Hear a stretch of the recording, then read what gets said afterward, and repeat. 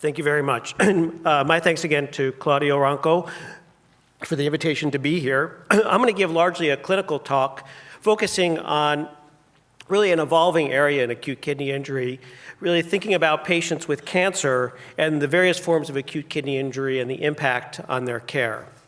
So acute kidney injury in patients with cancer is actually quite a common occurrence. And most importantly, it has a negative impact across the care continuum for patients that otherwise may be getting curative chemotherapy. It significantly impacts, when it occurs, the chemotherapeutic regimen that patients could get, the doses. It negates them from being in clinical trials. It leads to longer length of hospital stays. In many malignancies, it's been shown that when acute kidney injury occurs, it leads to lower cancer remission rates. It's associated with a higher mortality. And I'm going to go over, in just a survey form, some of the various forms of acute kidney injury that are somewhat unique both to hematological and solid organ malignancies. As a term, beginning with epidemiology, this is probably the largest study, which comes from Denmark, where they looked at about 1.2 million people. And of these, there are about almost 40,000 incident cancer patients over a 7-year period. And what they showed is that the risk of acute kidney injury was actually quite high. It's nearly 18%. And that was defined as more than a 50% increase in serum creatinine. The 5-year risk of acute kidney injury in a patient with cancer in this study approached 30%, with the highest risk occurring in patients with renal cell carcinoma, liver cancer, and myeloma. When acute kidney injury does occur in hospitalized cancer patients, it's associated with significant mortality. Here is one study, and many others have shown similar examples of this, is that the overall mortality rate in this study was about 13%. If you had a 50% rise in serum creatinine, that led to a mortality rate nearly 50%. If you doubled your creatinine, or you needed hemodialysis, your mortality rate approached 90%. Now, what are the etiologies of acute kidney injury that I think we need to think about that are somewhat unique both to solid and hematological malignancies? Now, in solid organ cancers, the etiologies tend to be relatively similar to the general population with an overrepresentation of several different causes. Obstructive causes, especially with prostate cancer, ovarian cancer, cervical cancer. Nephrotoxicities associated with chemotherapies, which I'm going to come back to in some length. Sepsis-associated acute kidney injury in neutropenic patients. And hypercalcemia associated. Again, when AKI occurs, associated with lower remission rates and adverse prognosis.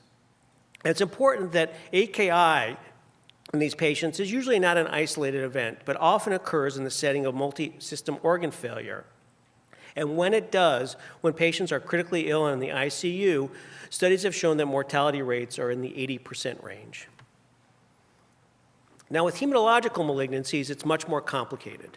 First of all, the incidence is quite high. With multiple myeloma, it approaches about 30% of patients will have some form of kidney injury. With leukemia and lymphoma, less, but between 18 and also nearly 30%. And once again, the take-home point in terms of prognosis is when this occurs, it's associated with significant mortality and morbidity. And with hematological malignancies, once again, when AKI occurs in the setting of critical illness, that mortality rate approaches 80 to 90%. Now, just as an overview, and this is a complicated slide, but just to think about multiple myeloma as an example, when myeloma cells overproduce either kappa or lambda light chains or heavy immunoglobulin chains, it can lead to various forms of kidney injury. Now, one of the things I think it's easy to forget is that acute kidney injury also encompasses glomerular diseases. And one of the easy ways with myeloma patients that you can tell that there's a glomerular disease as opposed to tubular toxicity is just to simply look at the urine albumin. Most patients that have more than 2 grams of urine albumin per day are more likely to have deposition of light chains or monoclonal immunoglobulins leading to some form of glomerulopathy. And there's a long list of various glomerulopathies that can occur. In patients that have less than 2 grams per day of albumin, it's more likely that they're going to have a tubular injury, either a proximal tubulopathy or more likely cast nephropathy, where those light chains are forming intratubular casts, leading to intratubular obstruction and acute kidney injury.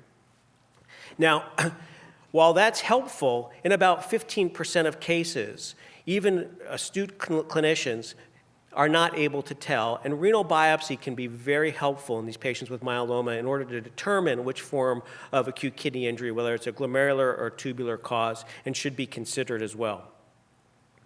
Now, I want to focus on 4 specific etiologies and some evolving issues that I think it's important to be aware of. To think about tumor lysis syndrome, thrombotic microangiopathies, post-nephrectomy acute kidney injury, and chemotherapy-associated acute kidney injury.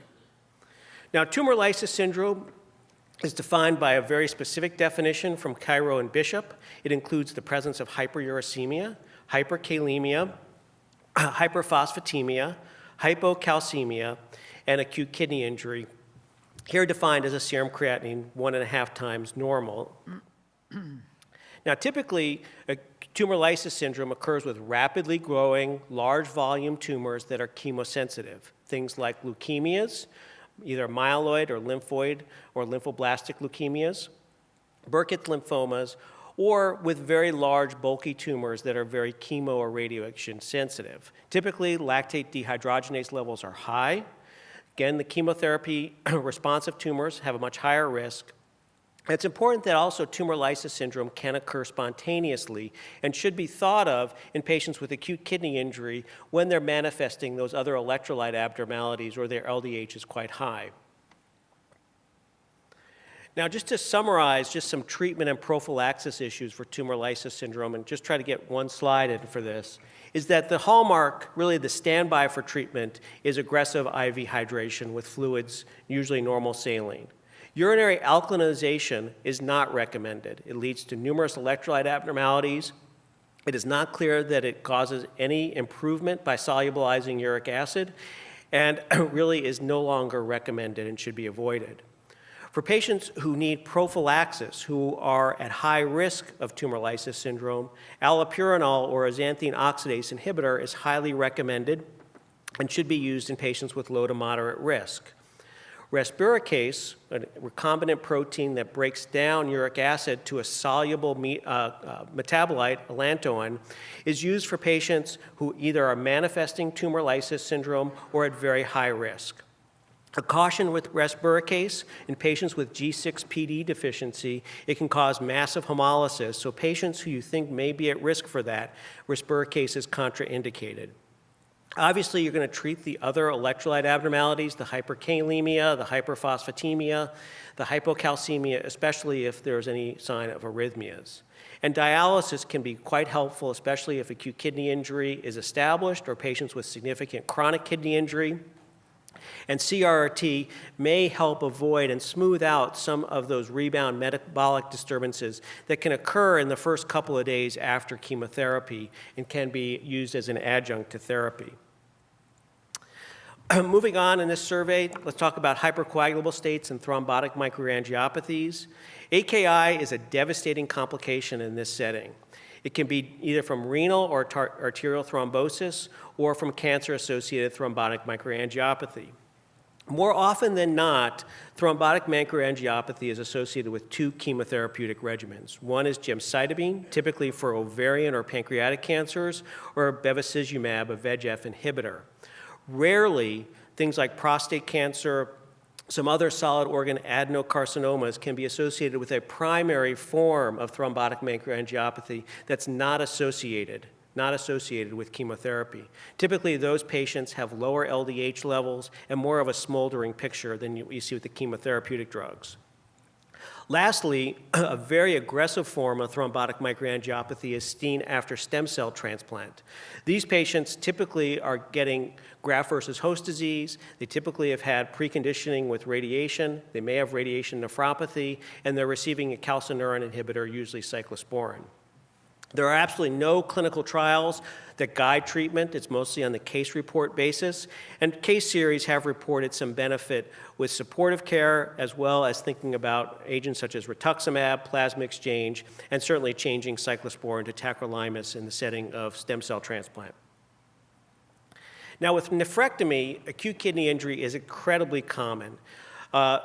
In the days where full radical nephrectomies occurred, 40 to 50% of patients had some form of acute kidney injury. Now that partial nephrectomy, or really tumor, nephron-sparing nephrectomies, just removing the tumor itself, is occurring, you still see a relatively high incidence of acute kidney injury, approaching 20%. And it's not surprising because many of these patients, when you look at their non-neoplastic tissue on renal biopsy, almost all of them have significant renal signs of CKD with significant fibrosis. So removing just small amounts of nephron mass seems to really affect these patients in very severe ways. So these patients, even in the age of nephron-sparing surgery, have an incidence of some form of acute kidney injury that ranges about 20%. Now, most importantly, and where things are evolving quickly as newer and newer agents are coming online, is chemotherapy-associated acute kidney injury. I think nowhere in medicine have we seen a revolution where targeted therapies and really very profound lab-to-bedside translational care has led to improvements in really effective chemotherapeutic drugs. But as these drugs come to market and they're used more frequently, you see that many of them have renal-specific side effects that it's really important to be aware of. This is just a summary slide that gives you the most common, and I think where the data is most solid in terms of what those etiologies may be. First of all, thrombotic microangiopathies, which we've talked about. Acute tubular injury, especially prominent with platinum agents, which I'll talk about, ifosfamide, pemetrexed, and zoledronic acid, or pamidronate as well.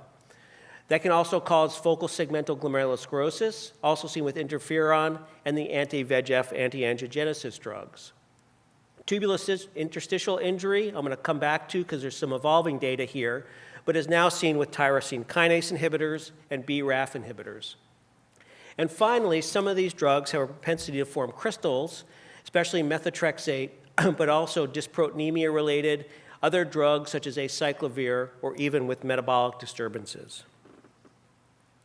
Now, I have this, and I'm glad we have a table, and we're actually going to have a website that will be live, hopefully within a month, that will give people an active compendium of the drug side effects, the renal-specific drug side effects.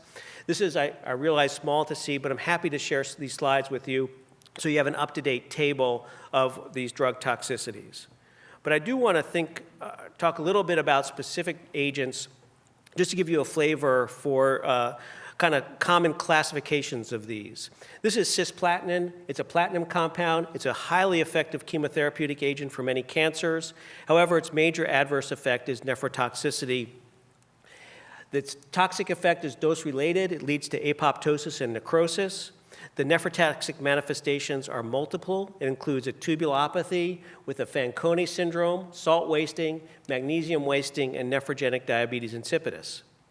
Acute kidney injury can be associated with increased vascular resistance, tubular injury, and really a thrombotic microangiopathy. The nephrotoxicity is often reversible, especially with early doses of cisplatin, but can be chronic and lead to chronic kidney injuries with chronic tubulopathies. In terms of prevention, the most important thing is trying to get that drug out through the body as quick as possible with forced diuresis, with IV normal saline. There are some agents that have been studied, but clinically are very difficult to administer. They're associated with lots of different side effects. Other agents have been tried, and other platinum compounds like carboplatin or oxaliplatin can be used. They tend to be less nephrotoxic than cisplatin, largely because they're not transported into the proximal tubule by that organic cation transporter. Methotrexate is another drug that is really very important to be aware of because of its nephrotoxicity really can lead to many different issues. There's a form of acute and both chronic nephrotoxicity that tends to result from precipitation and deposition of crystals within the renal tubular lumen.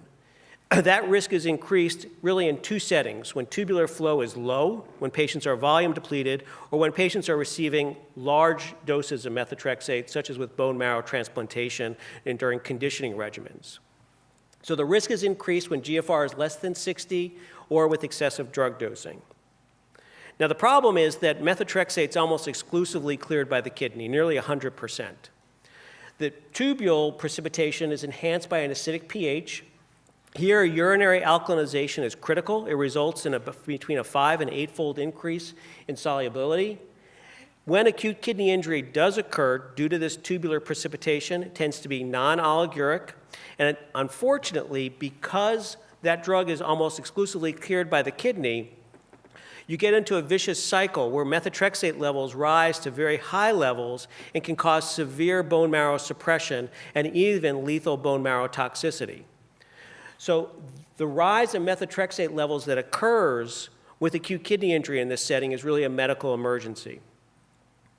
So when patients are getting methotrexate and are high risk, high dose, volume depletion, or acidic urine, you want to institute preventive measures, which include IV fluids, alkalization, leucovorin rescue to prevent some of that suppression of myeloid cells. If acute kidney injury does occur, high-dose leucovorin and glucarbidase, which really is the agent of choice, is a drug that metabolizes methotrexate to a soluble non-toxic derivative. And that can be used in emergent situations to treat methotrexate toxicity. Otherwise, high-flux hemodialysis can also effectively reduce methotrexate levels, but there is a rebound, and so subsequent hemodialysis sessions need to occur. Lastly, just want to touch on checkpoint inhibitors and acute interstitial nephritis. This is probably the most recent renal toxicity that's been seen with chemotherapeutic agents. These are immune checkpoint inhibitors that target either anti-PD-1 or CTLA-4. They're increasingly used for chemotherapeutic regimens, especially for cancers like melanoma or lung cancer. The acute kidney injury that's seen is due to a very aggressive form of interstitial nephritis. The onset of acute kidney injury with PD-1 inhibitors is typically late. It occurs between 3 to 10 months after institution of these chemotherapeutic regimens. With CTLA-4 antagonists, that renal injury occurs earlier, within about 2 to 3 months after receiving the drug.